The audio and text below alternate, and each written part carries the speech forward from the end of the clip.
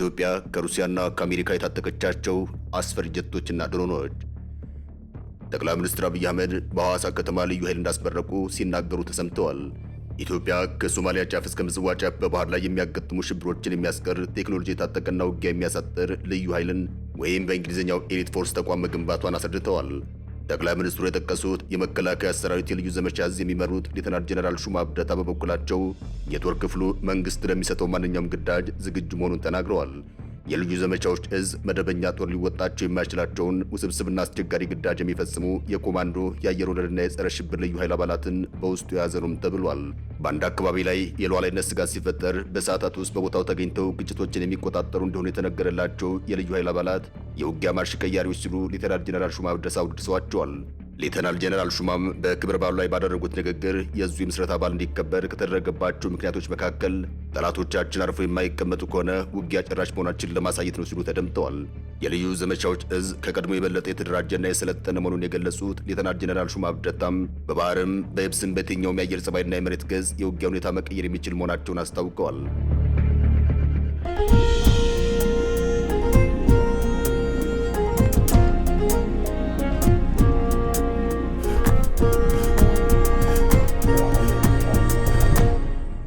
መንግስታችን ተቋማችንና ህዝባችን ለሚሰጡን ማንኛውም ግዳጅ ዝግጁ መሆናችንን በድጋሚ ላረጋግጥላችሁ እወዳለሁ ሲሉም ሌተናል ጀነራል ሹማ አብደታ ለክብረ በዓሉ ተሳታፊዎች ባሰሙት ንግግር ሲናገሩ ተሰምተዋል።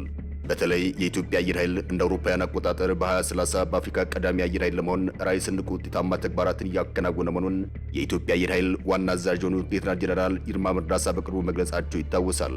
ኢትዮጵያ የአሜሪካና የሩሲያ ሰራሽ ጀቶችና ድሮኖች እንዳላትም ተገልጿል። ለአብነት ያክልም ከሩሲያ ስንጀምር ኢትዮጵያ የሩሲያውን ዘመናዊ ኦሪዮን የተሰኘውን ተዋጊ ድሮን በመታጠቅ የመጀመሪያው የውጭ ሀገር ደንበኛ መሆኗ የተገለጸው በያዝነው ወር እንደሆነም ለማወቅ ተችሏል።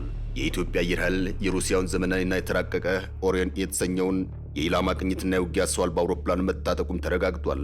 ይህም ኢትዮጵያ የዚህ ቴክኖሎጂ ውጤት የመጀመሪያ የውጭ ሀገር ባለቤት ያደርጋታል። የስኬት ይፋ የሆነው በቅርቡ በቢሾፍቱ አየር ኃይል ዋና መምሪያ በተካሄደውና የአየር ኃይሉ 9ኛ ዓመት ምስረታ በዓል በተከበረበት የአቪዬሽን ኤክስፖ 2026 ላይ ነው። በኤክስፖ ላይ የኢትዮጵያ አየር ኃይል አርማ ያለበት ኦሪዮን ድሮን ለእይታ የቀረበ ሲሆን ይህም ሀገሪቱ ድሮኑን ተረክባ ወደ ስራ ማስገባቷን የሚያሳይ ነው ተብሏል። የኦሪዮን ድሮን ለረጅም ሰዓታት በአየር ላይ በመቆየት የኢላማ ቅኝት የማድረግና ድንገተኛ ጥቃት የመሰንዘር ከፍተኛ አቅም ያለው ቴክኖሎጂ እንደሆነ ይነገራል። ድሮኑም ለ24 ሰዓታት ድረስ ያለማቋረጥ በአየር ላይ መቆየት የሚችል ሲሆን እስከ 7500 ሜትር ከፍታ ላይ የመስራት አቅም እንዳለውም ይነገራል። በተጨማሪም የተለያዩ ዘመናዊ ሚሳኤሎችና በሌዘር የሚሰሩ ቦምቦችን መሸከም እንዲችል ተደርጎ የተገነባም ነው። የድሮኑ ቴክኖሎጂም በጠላት ራዳርና የኤሌክትሮኒክስ መገናኛ መጨናነቅ በቀላሉ የማይበገር በመሆኑ ለዘመናዊ ውጊያ እጅግ ተመራጭ ያደርገዋል። የኢትዮጵያ አየር ኃይል ከዚህ ቀደም የቱርክን፣ የኢራንና የቻይናን ዘመናዊ ድሮኖች መታጠቁ ይታወሳል። አሁን ላይ የሩሲያው ኦሪዮን ሲጨመር የአገሪቱ የሰማይ የበላይነትና የመከላከያ አቅም ወደ ላቀ ደረጃ እንደሚሸጋገር ወታደራዊ ተንታኞች ይናገራሉ።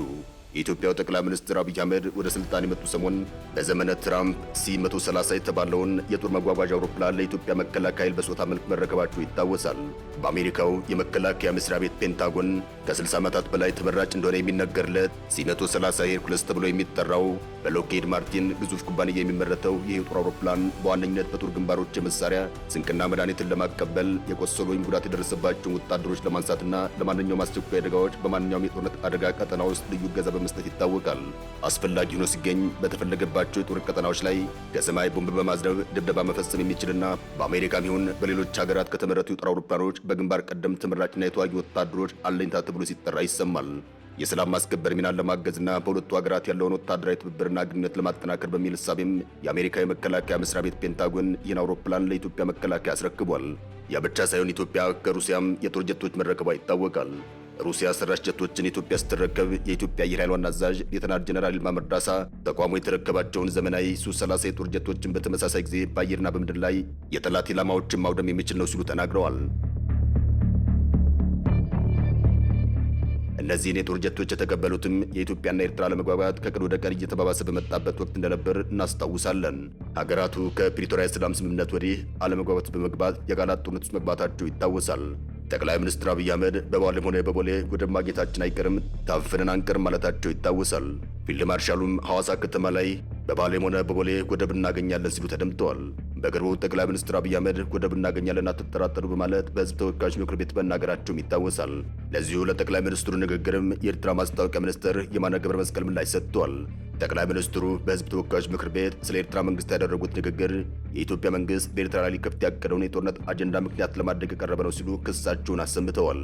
የኤርትራ መንግስት ቃል አቀባይ የሆኑት የማነ ገብረ መስቀል በኤክስ ገጻቸው ላይ ባሰፈሩ ጽሑፍ የኢትዮጵያ መንግስት በትግራይ ጦርነት ወቅትና ከጦርነቱ ረጅም ጊዜ በኋላም ለኤርትራ ሰራዊት የክብር ሜዳ ሲሰጥ ነበር ሲሉ ተደምጠዋል።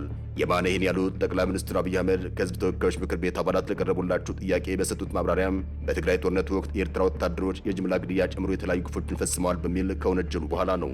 የሁለቱ ሀገራት ግንኙነት የተሻከረው መንግስታቸው በቀይ ባህር ላይ የባህር በር የማግኘት ጥያቄ በማንሳቱ እንዳልሆነ ተናግረዋል። ሰቡ የተጀመረው የኤርትራ ወታደሮች በትግራይ ውስጥ የጦር ወንጀል መፈጸማቸውን ማለታቸው ይታወሳል። እነዚህ ሁለት ጎረቤታሞች ሀገራትም ወደ ጦርነት ሊገቡ ይችላል የሚል ስጋት እያየለ መጥቷል። ሰሞንኛ ወታደራዊ ዝግጅትም ለምን ይሆን እያስባለ ይገኛል።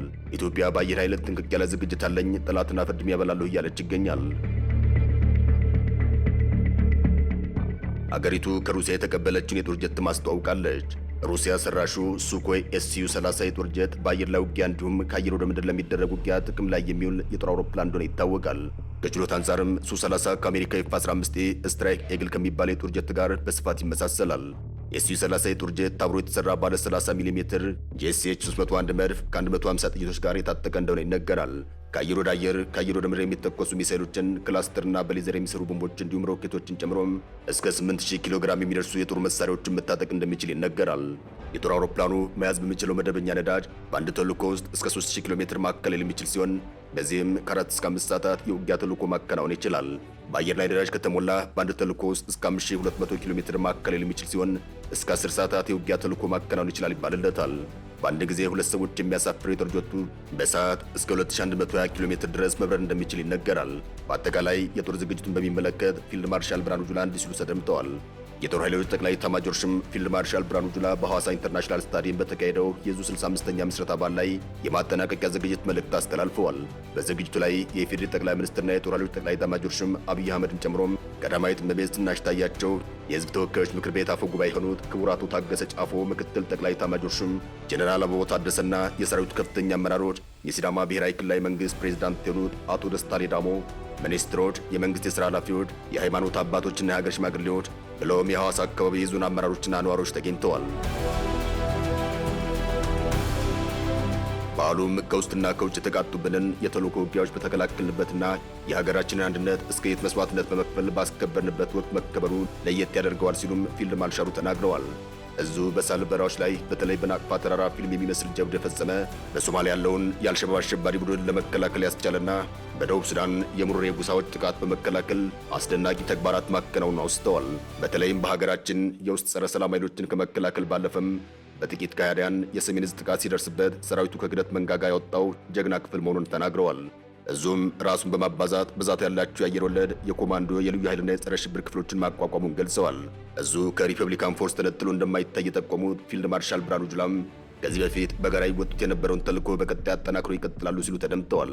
የምድር ድሮን የቁርጥ ቀን ልጆች ስብስብ የሆነው እዙም ለኢትዮጵያ ክብርና ሰላም የተከፈሉ ዋጋ በአርበኝነታቸው ጠብቀው እንዲያስቀጥሉ አሳስበዋል። ሰሞኑን ወታደራዊ ዝግጅት መበራከቱን ተከትሎም ኢትዮጵያና ኤርትራ ወዴት እያመሩ ይሆን እያስባለ ይገኛል። በርካቶችም ከጦርነት ሰላም ሺህ ጊዜ ይሻላል፣ ለምን ሰላምን አልመረጥንም እያሉ ይገኛል። ሰላም ለሀገራችን፣ ሰላም ለሕዝባችን ይሁን። አበቃን። ሰናይ ጊዜን ተመኘን።